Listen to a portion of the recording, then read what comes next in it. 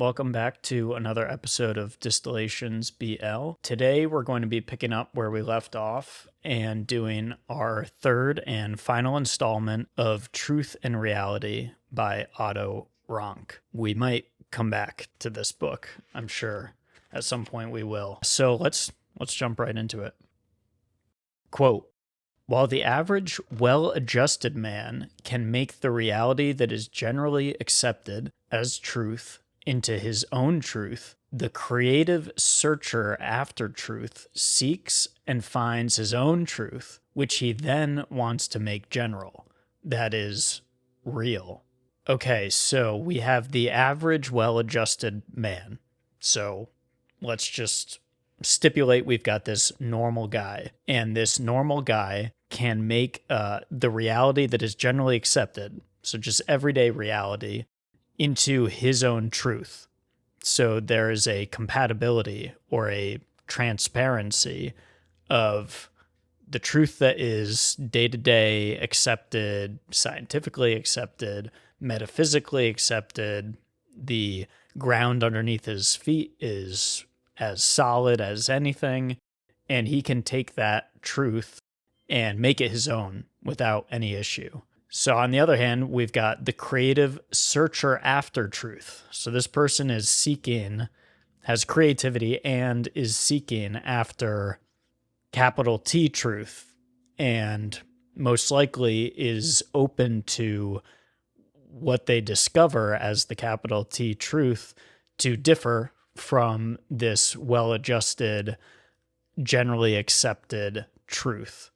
And making that trade-off, this creative seeker after truth finds something that differs from the generally accepted view. And once the creative searcher after truth seeks and finds that different truth, the next step, the next logical step, the sort of accepted next step, is to put that different view forth and try to make it general, make it real.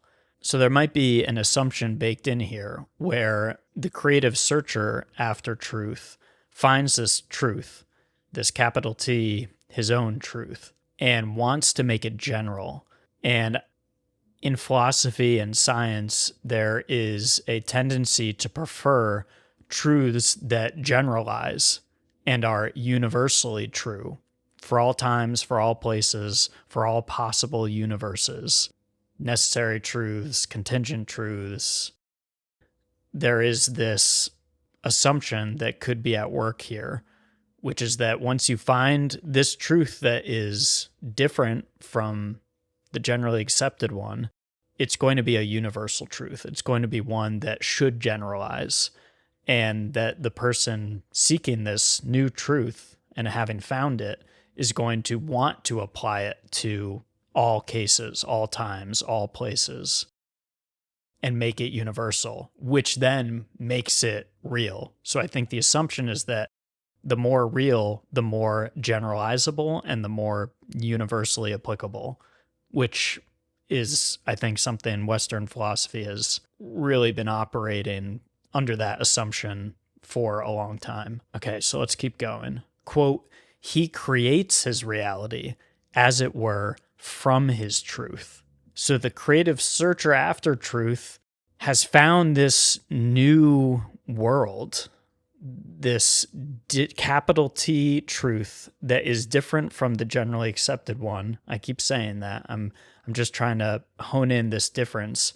And because all of a sudden he's found this capital T truth that is generalizable and universally applicable, all of a sudden, I think in a way without even a choice in the matter, he has just created this alternate reality, which he takes to be more real than the generally accepted reality. And so all of a sudden, through that seeking and searching, he's just found himself in a parallel universe in a way. And he creates his reality, as it were, from his truth. I think it's more that the truth is discovered and then reality comes with it. So the creation of the reality is more just the consequences stemming from the truth and its universal applicability. It's like there's going to be all these differences now from the generally accepted case. And those differences are going to create a new reality that this creative searcher suddenly has to inhabit. But I don't know if it's different than he just is creating a reality from the ground up, because the first step is to seek a truth, be open to it being different from the generally accepted one, and then once having found that truth, generalize it. And in that process of honing it and attempting to create a coherent worldview out of it, therein is the reality creation. But the reality creation is coming with the truth. The capital T truth was the first thing that was discovered or found, and then everything else comes afterwards. And there's this parallel universe that's suddenly been created. All right, let's keep going. Quote, the neurotic, on the other hand, finds his subjective truth, but cannot accept it as such, and destroys therewith the given reality, that is, the pleasurable relation to it, as he is neither in a position to make it his truth, nor to translate his truth into reality. This is a fascinating idea and section. So, the neurotic. So this is not the well-adjusted man, and this is not the creative searcher after truth. This is a neurotic. And I know that neurotic had a certain meaning at the time that Freud and Rank were doing their thing. So a neurotic, maybe someone that needs therapy, is seeking help. This neurotic, on the other hand, finds his subjective truth. So he finds a subjective truth, but cannot accept it as such, and destroys therewith the given reality. So the generally accepted reality is maybe the given reality. And he's found this subjective truth. I don't know if it's the same truth as the capital T creative searcher after truth, but he's got this subjective truth, and it's not the accepted. It's not the generally accepted for the well-adjusted man. And not being able to accept this weird other parallel universe, maybe we could call it a neurotic universe. So there's this neurotic universe all of a sudden, and the neurotic universe definitely doesn't match with the generally accepted universe. And okay, so that is the pleasurable relation to it. So there's no way to connect to this neurotic universe. It's subjective.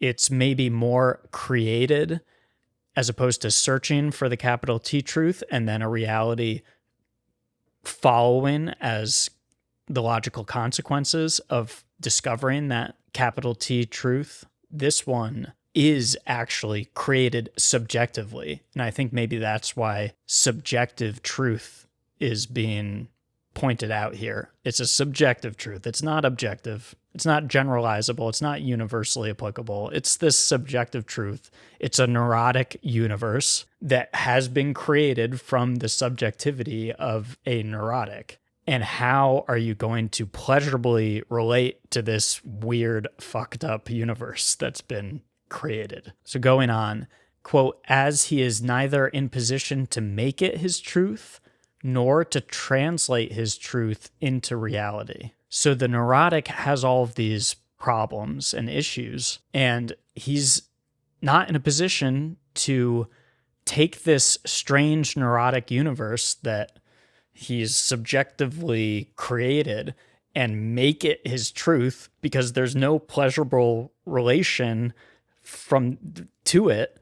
And it's totally different than the generally accepted reality. It's not able to be pleasurably related to because it's so strange and dark and neurotic. So he can't make it his truth. He's just always probably kind of seen the differences of this neurotic universe and the generally accepted universe. And he's also not able to translate his truth into reality. So he can't do the work of like, hey, here's this truth. Okay, what are the consequences? What fits nicely underneath this new structure that I can then make that real and actually pleasurably relate to this new system that I discovered first and then created or basically followed the steps to see how this new universe, this new system operates. So there's no ability to concretize, realize, make this neurotic universe match or replace the generally accepted one, or perhaps the creative searchers, capital T truth, their parallel universe is humming along more nicely than this neurotic universe. Okay, that was a lot of interpretation, and it could be totally way off, but that's how I'm seeing it here. Quote, the difference lies again in the attitude, or rather in the kind of consciousness, in its relation to will. So we're going back now to will, guilt, suffering, the active hero, the passive man of suffering, religious myths, heroic myths. We're connecting now to the other quotes that we have done videos on. So there's the difference here is it's the attitude or the kind of consciousness, the will consciousness. Quote, and this is how it's summed up. Quote, the average man has reality consciousness more strongly developed. The creative type, will consciousness. The neurotic individual, self-consciousness. So I even broke it up here so that you can clearly see the distinctions. So the average man, the well-adjusted normal guy, has reality consciousness more strongly developed. The ground under my feet is the ground under my feet. It is solid. I know that because that's the generally accepted view. I'm not checking out the latest in quantum mechanics or the amount of empty space in between the nucleus and the electron of an atom. I'm not realizing that it's actually forces that are keeping me from just my foot going right through the ground, and it's mostly empty space. Like, that might be actually generally accepted these days. But I think the creative searcher after truth is going to delve into those kinds of things more readily, where the well-adjusted man is, that's over there. Other people are worrying about that. The ground is solid under my feet. He's not going into Berkeley's idealism. He's the guy that, I forget his name, but kicked the stone in front of Berkeley in that famous little vignette and sort of, see, it's not all ideas. It's not all consciousness. That rock I just kicked exists outside of my mind because I just kicked it. So I think that's the well-adjusted man. You might say that Berkeley was not quite well-adjusted. Okay, so then the next one, the creative type, has will consciousness more strongly developed. So will consciousness may be connecting back to that active hero, but I think maybe the active hero seemed a bit more like he was just going out and just doing actions without any regard for the consequences, coming to guilt just in that fact that he cannot foresee the consequences of his actions. I think the creative type might be more aligned with the spiritually creative type, which Rank was talking about, which is the artist, which is able to sort of find this middle way and take their stuff and turn it into positive ideal formation. The spiritually creative type is in between these extremes and able to kind of take the best of both extremes and find a middle way. And I guess, so maybe I'm not right here, but so then they would have will consciousness more strongly developed. They're able to will that middle path. Might be more active hero.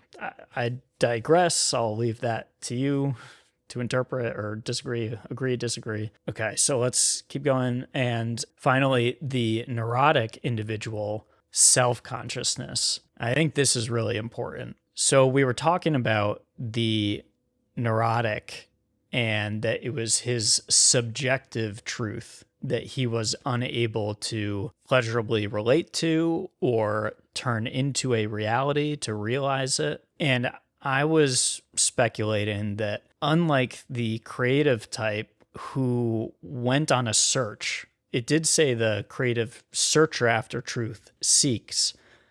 So there's this thing outside of yourself, and the creative type or the searcher after truth is open to being surprised by what they find and is looking for something real outside of themselves, something that's true, not just for me, but for all humans, all life, all material in the universe, all, it is universally applicable. They're looking for this thing that's grounded already, that is generalizable. There's something solid about that. Maybe even more solid than the ground underneath the well-adjusted man's feet.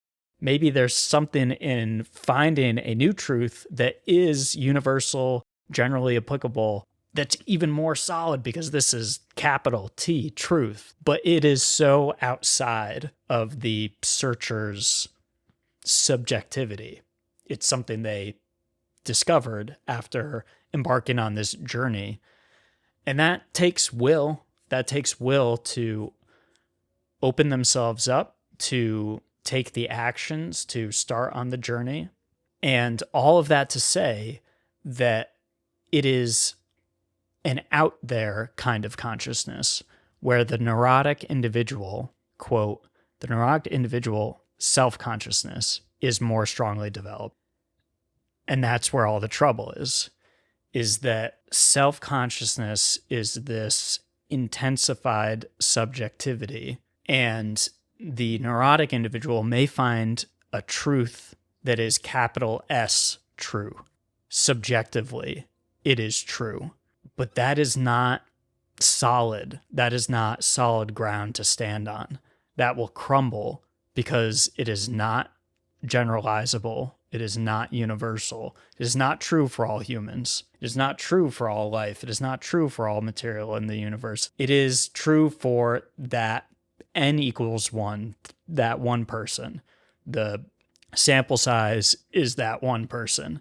And that is a very precarious place to be in, because how on earth are you going to connect that subjective, capital S truth, subjective truth, to anyone outside of yourself?